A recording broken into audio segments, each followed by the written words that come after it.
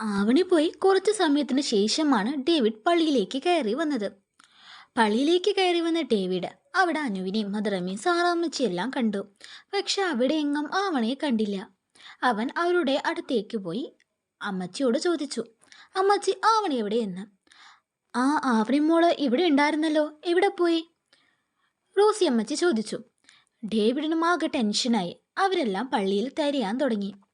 അപ്പോഴാണ് അനാഥാലയത്തിൽ ഒരു കുട്ടി വന്ന് പറയുന്നത്, ഏട്ടാ, ആവണി ചേച്ചിയെ കാറിൽ രണ്ടുപേര് പിടിച്ചുകൊണ്ടുപോയി എന്ന്. അത് കേട്ടതും ഡേവിഡ് ആ കുട്ടി പറഞ്ഞതനുസരിച്ച് കാർ എടുത്ത് അതിൻ്റെ പിന്നാലെ പോയി. അതിൻ്റെ ഇടയിൽ അവന് ആരോ ഒരു ലൊക്കേഷൻ സെൻഡ് ചെയ്തിട്ടുണ്ടായിരുന്നു കേട്ടോ. അവൻ അതനുസരിച്ച് പുറപ്പെട്ടു. അവസാനം ഡേവിഡ് ചെന്നെത്തിയത് ഒരു വലിയ വീടിൻ്റെ ഉമ്മറത്തായിരുന്നു. അവൻ ശ്രദ്ധയോടെ ആ വീട്ടിലേക്ക് നോക്കി. വീടിൻ്റെ ഗേറ്റ് പൂട്ടിയിട്ടുണ്ടായിരുന്നു. അവിടെ സെക്യൂരിറ്റികളും 2-3 ഗുണ്ടകളൊക്കെ ഉണ്ട്. ഡേവിഡ് മെല്ലെ മതിൽ ചാടി ആ വീടിൻ്റെ ഉള്ളിലേക്ക് കടക്കാൻ ശ്രമിച്ചു. മയക്കത്തിൽ നിന്ന് തെളിഞ്ഞ ആവണി ഈ സമയം കാണുന്നത് തന്നെ ഒരു ചെയറിൽ കെട്ടിയിട്ടിരിക്കുന്നതാണ്. അവൾ ചുറ്റും നോക്കി. എപ്പോഴോ കണ്ടുമറന്ന സ്ഥലം. അവൾക്കാകെ പേടിയും വെപ്രാളവും തോന്നി. തലയ്ക്കൊക്കെ വല്ലാത്ത കനം. അവൾ കരഞ്ഞു നിലവിളിച്ചു, ആരെങ്കിലും ഉണ്ടോ ഇവിടെ? എന്തിനെ കെട്ടിയിട്ടിരിക്കുന്നേ? ആരെങ്കിലും എന്നെ രക്ഷിക്കണേ എന്ന് പറഞ്ഞ് അലറി അവിടെ കിടന്ന് കരഞ്ഞു. അങ്ങനെ അവൾ കരഞ്ഞുകൊണ്ടിരിക്കുമ്പോഴാണ് ചുമരിൽ ഒരു അമ്മയുടെയും 2 കുഞ്ഞുങ്ങളുടെയും ചിത്രം കണ്ടത്. റോസിയമ്മയുടെ കയ്യിലുള്ള ആ ചിത്രം. ചുമരിലുള്ള ആ ചിത്രം കണ്ടപ്പോൾ അവൾക്ക് എവിടെയോ കണ്ടു മറന്ന പോലെ തോന്നി. സ്വപ്നത്തിൽ താൻ കണ്ടിരുന്ന ആ ചെറിയ കുഞ്ഞാണോ എന്ന് പോലും തോന്നി അവൾക്ക്.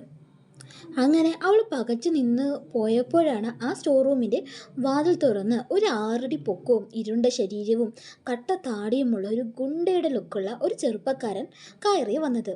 വന്നപാടെ ആവണിയെ അശ്ലീല ചൊവ്വയോടെ അവൻ നോക്കി. എന്താണ് കൊച്ചേ, എഴുന്നേറ്റോ?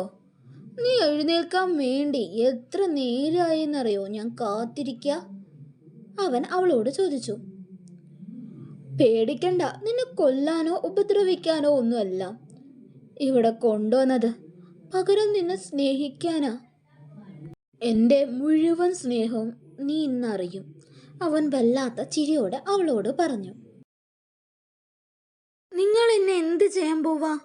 ഞാൻ നിങ്ങളെ ഒന്നും ചെയ്തിട്ടില്ലല്ലോ, ഉപദ്രവിച്ചില്ലല്ലോ. എന്നെ വിട്ടേക്ക്, എൻ്റെ ചേട്ടനെ തേടും. അവൾ അവനോട് കരഞ്ഞപേക്ഷിച്ചു.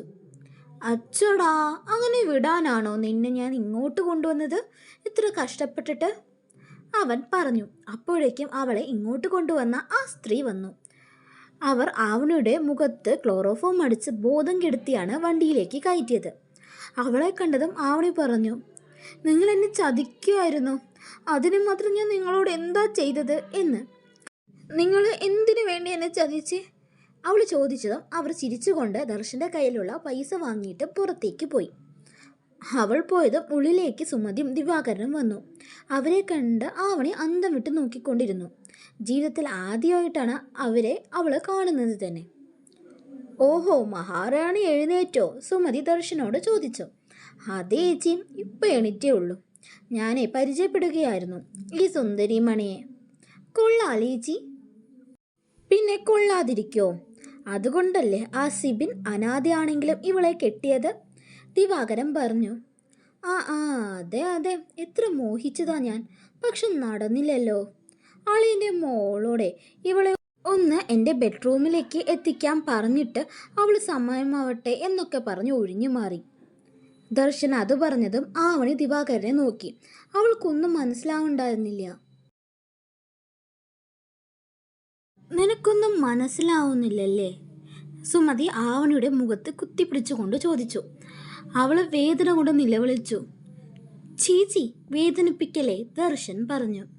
ഇല്ലടാ, വേദനിപ്പിക്കില്ല. ഇവളെ ഇന്ന് നിനക്കല്ലേ നിന്റെ അളിയൻ തന്നത്.